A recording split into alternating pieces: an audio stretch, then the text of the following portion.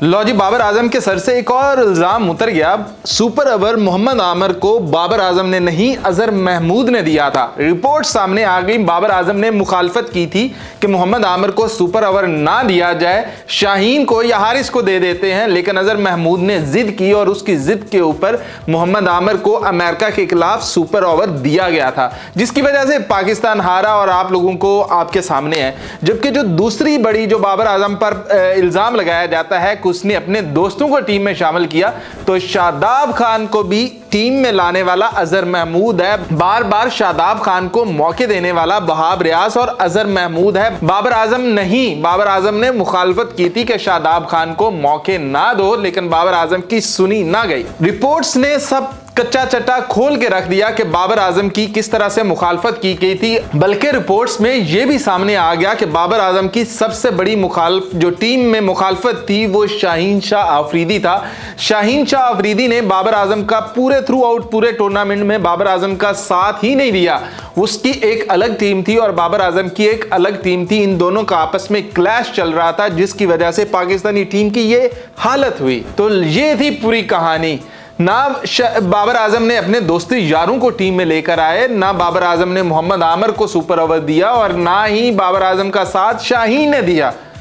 तो कैसे जीता फिर वो वर्ल्ड कप? तनकीद कर लो, मैं अभी भी बाबर आजम को सपोर्ट करता हूं एज ए कैप्टन। उसकी अभी भी गलतियां हैं, उसको एज ए कैप्टन खड़े हो जाना चाहिए था। उसको कहना था कि अगर शादाब खान को टीम में रखना है तुम कप्तानी किसी और को दे दो। शाहीन उसका साथ नहीं दे रहा था, तो वो उसी वक्त मोहसिन नकवी को फोन करता कि पूछ लेता कि मुझे कप्तान बना रहे हो तो क्या शाहीन को एतमाद में लिया था, क्या शाहीन मेरा साथ देगा?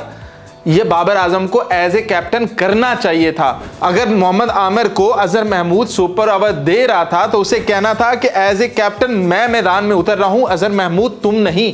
और जैसे ही पाकिस्तान उस सुपर ओवर की वजह से हारा, तो बाबर आजम को चाहिए था कि आके प्रेस कॉन्फ्रेंस करता और कहता कि ये सुपर ओवर मैंने नहीं दिया पाकिस्तानियों, ये अजहर महमूद ने दिया है। अजहर महमूद को भी थोड़ा सा आकर मीडिया पे कह देना चाहिए था कि भाई वो मैं हूं जिसने ये सुपर ओवर करवाया। सारे ये कहते रहे कि जी गलतियां हुई हैं, और पता यही था कि भाई कुछ भी पब्लिक तो होना नहीं है, तो इसलिए किसी का नाम भी नहीं लेते। और आज आके मलबा किस पर गिरना था? बाबर आजम पर। तो बाबर आजम को खरीदते जाते हैं, बाबर आजम को और नीचे गिराते जाते हैं। अवाम पहले ही तपी हुई है कि वर्ल्ड कप में ये जो सिचुएशन हुई है ये बाबर आजम की वजह से हुई है, अवाम तो मान चुकी है।